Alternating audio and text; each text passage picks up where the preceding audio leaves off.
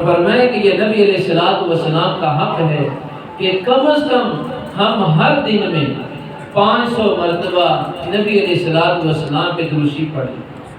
یہ آپ کی ذات کا حق ہے۔ مجھے بتائیں، ہم نبی علیہ السلام کا صدقہ ہر وقت کھا رہے ہیں یا صرف سال کی سال ملتا ہے؟ کیوں جی بتائیں؟ نبی کا صدقہ ہم سال کی سال کھاتے ہیں یا ہر وقت کھا رہے ہیں؟ یہ آپ مجھے بتائیں، اونچی بات سے بتائیں۔ تو پھر اس کا تقاضا کیا بنتا ہے کہ ہم ہر وقت نبی کی زندگی کو زندگی میں لائیں۔ اپنی شکل و صورت سے پتہ چلے گی آج کے رسول کیا ہے کہ امام محمد رحمۃ اللہ علیہ قاضی کی عدالت میں پیش ہوئے کسی کیس میں، تو وہ اس نے جب دیکھا، اس نے کہا کہ یہ چھوٹے محمد کا یہ حال ہے، بڑے محمد کا کیا حال ہے؟ کہ ایسی نورانیت، ایسی وجاہت، ایسا جاہ و جلال کے چہرے پہ تھا۔ اس نے کہا اگر چھوٹے محمد کا یہ حال ہے، امتی کا یہ حال ہے، تو نبی کا کیا حال ہوتا؟ پھر یہ بڑے بڑے بزرگ ہندوستان کے جنازے جیلوں سے اٹھے ہیں اور 90 لاکھ مسلمان ہو گئے ہندو ان کا چہرہ دیکھے۔ یہ ایسے عاشق تھے۔ تو اس لیے میرے عزیزوں، بس میں بات کو اپنی ختم کر رہا ہوں کہ نبی علیہ السلام کا صدقہ ہم ہر وقت کھا رہے ہیں، اس لیے ہر وقت ہماری زبانوں پہ درود پاک کا ذکر ہو۔ فرمایا جو 300 مرتبہ دن میں پڑھتا ہے صلی اللہ علیہ وسلم، 300 مرتبہ درود پڑھتا ہے، فرمایا کہ مرنے سے پہلے اس کو موت نہیں آئے گی جب تک جنت میں اپنا محل نہ دیکھ لے۔ جب تک جنت میں اپنا محل نہ دیکھ لے اس کو موت نہیں آئے گی۔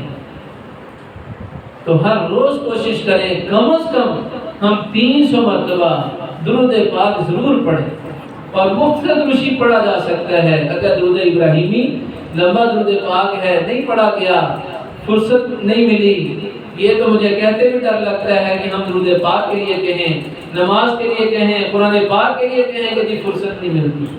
یوٹیوب کے لیے، فیس بک کے لیے، نیٹ کے لیے، ڈراموں کے لیے، فلموں کے لیے، گلی محلوں میں وقت ضائع کرنے کے لیے ہمارے پاس گھنٹوں وقت ہے۔ تلاوت کے لیے، درود پاک کے لیے ہم کہتے ہیں جی فرصت نہیں ملتی۔ تو ایک تو میری گزارش یہ ہے، اگر صحیح معنوں میں عاشق بننا چاہتے ہیں، صحیح معنوں میں حضور کے غلاموں میں شامل ہونا چاہتے ہیں، ابھی سے نیت کریں میں 5 وقت نماز کا اہتمام کروں گا، جو گزشتہ زندگی میں رہ گئی میں ان کی قضا کروں گا۔ اور نمبر 2، روزانہ قرآن پاک میں کھولوں گا، تلاوت کروں گا، چاہے 10 سے 15 منٹ کیوں نہ ہو۔ اور تیسری بات میں قرآن پاک کو، کل مفتی صاحب یہاں تشریف فرما ہے، یہ بہت بڑا اللہ نے آپ کو انعام عطا فرمایا، میں قرآن پاک ان سے سمجھ کے پڑھوں گا۔ روزانہ چاہے 2 آیات کا سبق لیں، 1 آیت کا سبق لیں، لیکن قرآن پاک کو سمجھ کے پڑھیں۔ اور نمبر 4، میں درود پاک کا پابندی سے اہتمام کروں گا کہ کم از کم 300 مرتبہ، کسی دن ناغہ نہیں ہوگا میں درود پاک کا اہتمام کروں گا، اور ہر پریشانی اس کے سے حل ہوتی ہے۔ ایک بات میں سنا کے بات ختم کرتا ہوں کہ جب میں ابھی رمضان شریف میں اللہ پاک نے عمرے کی سعادت عطا فرمائی، تو بالکل آخری رات تھی، صبح میری وہاں سے واپسی تھی مکہ مکرمہ سے، تو میرے دل میں تھا کہ آخری طواف کر لوں۔ بندے کے دل میں 100 امیدیں ہوتی ہیں کہ ایک مرتبہ آخری رات ہے، زور لگا لیں، رمضان کی راتیں تھیں۔ تو میں اب جب وہاں پہ گیا، اب ذرا سختی ہو گئی ہے، اب اگر مطاف میں جانا ہے، بیت اللہ شریف کے پاس جانا ہے، اس کے لیے بھی اجازت نامہ چاہیے اور احرام پہنا ہونا چاہیے، ریاض الجنہ کے لیے بھی اجازت چاہیے۔ تو میرے پاس نہ موبائل نہ اجازت، بس میں نے احرام باندھا ہوا کہ میں مطاف میں پہنچ جاؤں اور طواف کر لوں گا۔ اب انہوں نے وہ شرطے جو تھے لائن بنا کے کھڑے ہوئے، اور جو لوگ جا رہے ہیں لائن وائز وہ چیک کر رہے ہیں۔ اب یقین کریں کہ میں اس وقت اب باوضو ہوں، مسجد میں بیٹھا ہوں کہ میں بڑا پریشان، میں نے کبھی اب کیا کروں، میرے پاس تو موبائل بھی نہیں، وہ بھی گھر والی کو پکڑا دیا کبھی کہیں گر نہ جائے۔ تو میں لائن میں لگ گیا، اب سوچ رہا ہوں کہ کیسے میں آگے نکلوں گا۔ تو میرے ذہن میں آیا کہ میں دوسری پڑھتا ہوں، اور میں اکثر یہ درود پاک پڑھتا ہوں، صلی اللہ علی النبی الامی، صلی اللہ علی النبی الامی، صلی اللہ علی النبی الامی۔ میں یہ پڑھتا رہا، میں نے کہا یا اللہ آپ نے ہی اس کی برکت سے آسانی فرمانی ہے۔ تو لائن میں لگا ہوا، تو میرے سے آگے جو لڑکا تھا اس نے شرطے کو اجازت نامہ تو دکھایا موبائل پہ، لیکن اس نے ساتھ والے لڑکے کو نا آنکھ ماری، جس سے وہ شرطہ غصہ کر گیا کہ یہ مجھے بدھو بنا رہا ہے، یہ مجھے بیوقوف بنا رہا ہے۔ تو اس نے اس کو ساتھ والے شرطے کو کہا کہ نہ اس کو جانے دینا ہے نہ اس کو جانے دینا ہے، ہاذا یشیر الیہ ہاکذا۔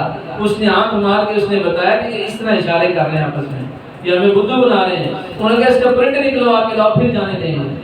تو میں پیچھے کھڑا تھا اور نیچی نظریں کر کے، اس نے میری طرف دیکھا، مجھے کہتا یا حاجی یہ لا حاجی چلو آگے چلے جاؤ۔ تو اب اس کو غصہ اس پہ تھا، اس نے مجھے غصے سے کہا کہ تم چلے جاؤ، تم کیوں کھڑے یہاں پہ؟ تو میں سمجھ گیا، میں نے کہا یہ درود پاک کی برکت ہے کہ اللہ درشی کی برکت سے ہر پریشانی حل کرتے ہیں۔ آپ بھی تجربہ کر کے دیکھیں، جب کہیں پریشانی میں ہو درشی پڑھنا شروع کر دیں، اللہ اس میں آسانی کے راستے پیدا کر دیں گے۔ تو میرے عزیزوں، بعض اور جو تقاریر ہیں وہ تو خطبہ کرتے ہیں، میں تو صرف یہ گزارش کرنے آیا ہوں کہ 5 وقت کی نماز، تلاوت کا اہتمام، قرآن پاک کو سمجھنا اور زندگیوں کو سمجھنا کہ میرے اوپر میرے گھر والوں کے کیا حقوق ہیں۔ آج گھروں کی زندگیاں اتنی پریشان کن ہیں، آپ سب جانتے ہیں معاشرے میں کیا ہو رہا ہے، کتنی طلاقوں کی ریشو بڑی ہوئی ہے، کتنے کھلے لیے جا رہے ہیں۔ وجہ کیا ہے کہ نبی کی زندگی کو سیکھا ہی نہیں، نہ لڑکی کو پتا، نہ لڑکے کو پتا، نہ نند کو پتا، نہ سسر کو پتا، نہ ساس کو پتا، پھر لڑائی جھگڑے ہوں گے اور کیا ہوگا۔ آج یہ مغرب کی طرف دنیا جا رہی ہے، آج ہم انگریزوں کے طور طریقوں کو فخر سے دیکھتے ہیں۔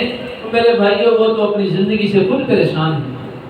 سب سے زیادہ خودکشیاں یورپ میں، امریکہ میں ہو رہی ہیں، حالانکہ مہنگائی ہمارے ہے، پریشانیاں ہمارے زیادہ ہیں، وہاں تو ہر عیش و عشرت کی چیز موجود ہے، اس کے باوجود خودکشی کی مقدار اور شرح یہاں سے کہیں زیادہ ہے۔